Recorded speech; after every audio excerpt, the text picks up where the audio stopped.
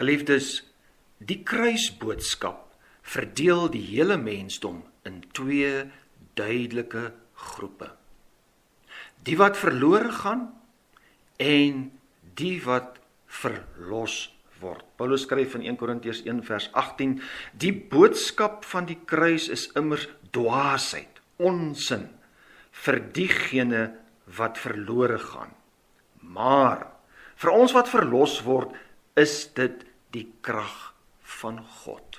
Nou, om verlore te gaan beteken, ja, skrikwekkend, dat ek vir ewig in die poel van vuur sal wees, weg van die aangesig van God. Aan die ander kant heerlik, om verlos te word beteken dat my sonde nou reeds vergewe is en dat ek finaal verlos sal word by die wederkoms van ons Here Jesus Christus, om vir ewig in die teenwoordigheid van God hom te loof en te prys.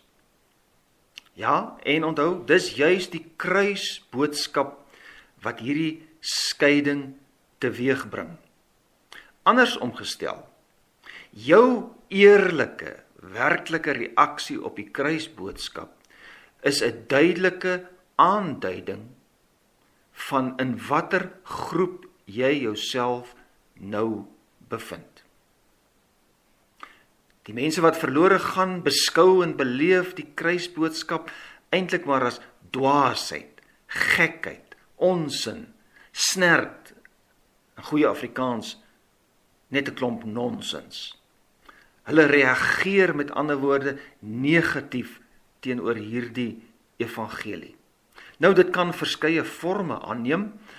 By sommige is daar openlike verwerping. Hulle sal sê, ag, wat 'n bloedige, oudtydse wrede storie is dit nie hierdie? Hoe kan iemand anders se dood my red en my van sonde bevry? Maar meer algemeen in ons konteks is daar 'n subtiele verwerping van die kruisboodskap. Ja, deur mense selfs binne die kerk. Mense wat nie regtig die gekruisigde Jesus as hulle enigste hoop beskou nie. Hulle redeneer stilweg, wel, ek het nie bekering tot Jesus nodig nie. Ek het nie sy kruis dood nodig nie. Ek is mos daarom eintlik goed genoeg. Ek staan baie beter as my buurman wat sy vrou slaan. Ja, ek glo daar was 'n Jesus, maar ek voel daarom nie. Ek is nou regtig so groot sondaar wat die hel verdien en sy bloedoffer nodig het nie. Ja, ek glo in Jesus, ek weet hy het gesterf, maar ek gaan leef soos ek wil. Ek weier om my buiteegtelike verhouding stop te sit. Ek weier om die bitterheid in my lewe te los. Ja, sy liefde en sy kruis is maar eintlik vir my irrelevant en dit gaan nie my daartoe bring om my sonde te los en ten volle vir hom te leef nie. Jy sien, eintlik ignoreer sulke mense Jesus en sy boodskap. Al sit hulle dalk Sondag in die kerk. Hierdie boodskap het geen praktiese effek op hulle alledaagse lewe nie.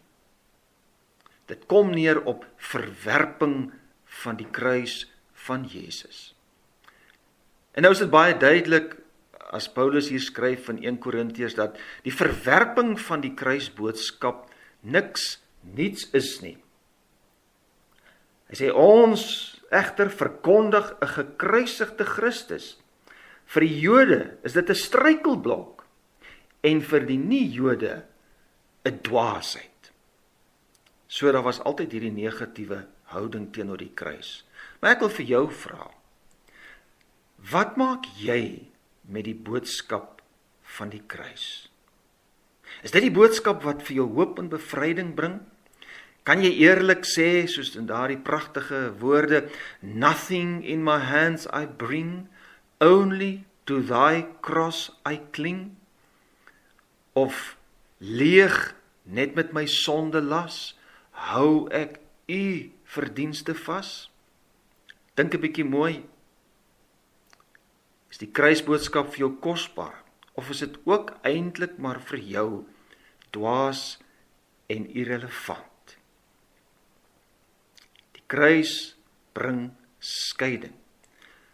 Maar aan die ander kant, en dis graag waarby ek nou wil uitkom, dis ja, die kruisboodskap wat mense verdeel, maar dis juis ook die kruisboodskap wat die groot fokuspunt van eenheid onder God se kinders is. En dit lyk my in die konteks van hierdie gedeelte is dit iets wat Paulus in gedagte het. In die gemeente van Korinthe, vir wie hy nou hier skryf, was daar 'n ernstige probleem. Trouwens, daar was 'n hele paar probleme, maar die eerste probleem wat Paulus aanspreek, is die probleem van verdeeldheid. En in die paragraaf net voor vers 18 wat ons gelees het, verwys Paulus daarna. Hy skryf byvoorbeeld, hy sê, my broers, ek is deur Kloë se mense ingelig dat daar twiste onder julle is. Daar was 'n faksievorming, 'n groepvorming in hierdie gemeente. Sommige het gesê, ek is 'n ondersteuner van Paulus, ander weer, ek is aan Apollos se kant, of van sy groep, of van Sefas, Petrus se groep. Elkeen, so lyk dit, wou roem en spog oor sy groepie en sy siening. Ja, ons is reg. Ons is die eintlike ware Christene hier in Korinthe. Jy weet, dit klink so bekend ook in ons dag. Mense vorm groepe of trek lyne oor allerhande sake. Jy sal onthou in die tyd van COVID was daar hierdie geweldige debat van vir die vaksine of teen die vaksine. Maar ons weet, mense stry vandag nog oor die doop, oor die praat in tale, oor die sogenaamde wegraping, oor is ek gereformeerd of nie gereformeerd nie, of genoeg gereformeerd of nie genoeg gereformeerd nie. Donald Trump is 'n verdelende figuur, party beskou hom as die kampvegter vir Christendom, ander is diep bekommerd dat hy die naam van Jesus geweldig skade aandoen deur sy roekelose optrede, ensovoorts, ensovoorts. En daar's etniese verskille, en ons weet van al hierdie verskille.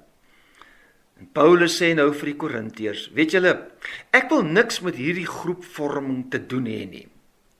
Want eintlik is julle nou belaglik. Ek het nie mense vir my groep gewerf nie. Julle is mos nie in my naam gedoop nie. Ja, ek het so 'n paar mense gedoop, maar dit gaan nie oor myself nie. En ek wat Paulus is, ek is mos nie vir julle gekruisig nie.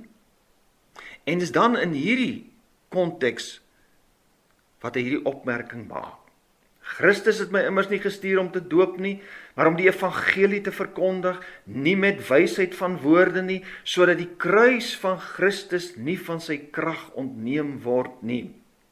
En dan gaan hy aan, en hy sê, die boodskap van die kruis is immers dwaasheid vir diegene wat verlore gaan, maar vir ons wat verlos word, is dit die krag van God. Dis asof hy wil sê, Korintiërs, dis tog die kruisboodskap wat julle opgewonde moet maak. Want dis waar julle redding lê. Vergeet 'n bietjie van al julle groepe. Ja, dit is so, vir die wêreld is die kruisboodskap dwaasheid en hulle verwerp dit. Maar vir ons is dit anders. Vir die kinders van God is die kruisboodskap so kosbaar, vers 24, maar vir diegene wat geroep is, Jode sowel as Grieke, mense uit verskillende agtergronde, is Christus die krag van God en die wysheid van God. En dan gaan hy verder, gaan lees gerus verder in hierdie hoofstuk, en dan sê hy, dink bietjie mooi, let op, God het tog juist die swak en onbelangrike mense uitgekies om in die gekruisigde Jesus te glo. En ons weet, dis 'n historiese werklikheid. Die groot meerderheid van vroeë Christene was slawe en eenvoudige mense. En vandag is dit nog maar eintlik steeds so. Oor die algemeen is dit nie juist die beroemdes en die sterkes en die rykes en die geleerdes wat Jesus volg nie, maar eenvoudige mense. En dis nie toevallig so nie, daar's 'n rede daarvoor. Paulus sê, hy sê, sodat geen mens iets het waarop hy hom voor God kan beroem nie. Met ander woorde, niemand moet kan sê, ja, God het my gered weens my goeie eienskappe of prestasies nie, of weens my besondere agtergrond of afkoms of status of finansiële posisie nie. Ek word ook nie gered deur my eie wysheid en my insig nie, en hoe ek alles verstaan nie. Nee, dit gaan net oor Jesus se prestasie, Jesus se kruisdood, wat vir my genoeg was, en wat my ook red. Jesus is ons alles. Hy self, en in homself, is ons volledige redding. Deur hom is julle in Christus Jesus, wat vir ons die wysheid geword het, wat van God kom. Regverdiging of vryspraak, sowel as heiliging en bevryding, verlossing. Wat 'n geweldige waarheid. En wat is die gevolg nou as ek dit besef, as die kruis vir my bo alles is? Daarom, soos daar geskryf staan, wie hom op iets wil beroem, moet hom beroem op die Here. Sien jy wat wil Paulus hier sê binne hierdie konteks van verdeeldheid in die gemeente van Korinte? Moenie begin roem en spog oor Paulus of Apollos of Petrus of wie ook al nie. Moenie jou sienings en jou groepie of jou faksie vooropstel nie. En later kom hy ook daarby, hy sê, moenie begin spog oor die geestelike gawes wat jy het nie. Moenie jou sienings of gebruike op ander afdwing nie. Jou spesiale insigte, of wat jy dink jy het, jou bates, of dit nou fisiese bates of intellektuele bates is, wel, al hierdie dinge, dit maak nie saak nie. Daar is net een saak wat tel. Net een persoon waarop ons kan beroem. Jesus as die een wat vir ons gekruisig is. En jy weet, as ek besef, Jesus, die gekruisigde, is my enigste bate en enigste hoop. En as jy besef, Jesus, die gekruisigde, is jou enigste bate en enigste hoop, wel, dan beleef ons eenheid. Ware eenheid in Jesus, deel in sy een liggaam, ongeag ons verskille. Ja, kom ons wees eerlik en realisties, op aarde sal daar altyd verskille wees, weens 'n verskeidenheid van redes. Maar, dit word onbelangrik en nietig voor die aangesig en die werklikheid van Jesus Christus, hy die lam van God, wat homself vir ons geoffer het aan die kruis.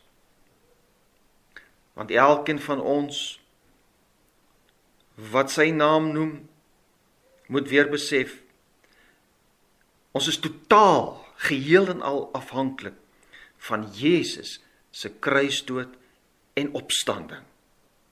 Dis wat tel en regtig saak maak. Nie ons ander opinies en voorkeure nie.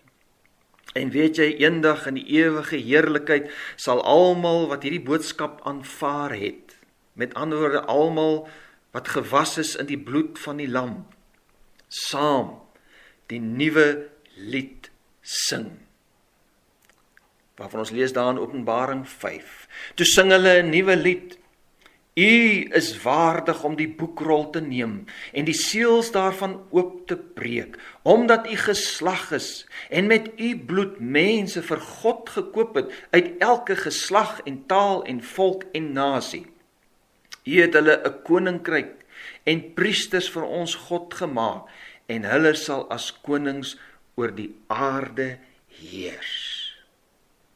Die kruis, die gekruisigde, die lam van God, verenig God se kinders in 'n ewige lofprysing. Nou reeds, maar tot in alle ewigheid. Amen.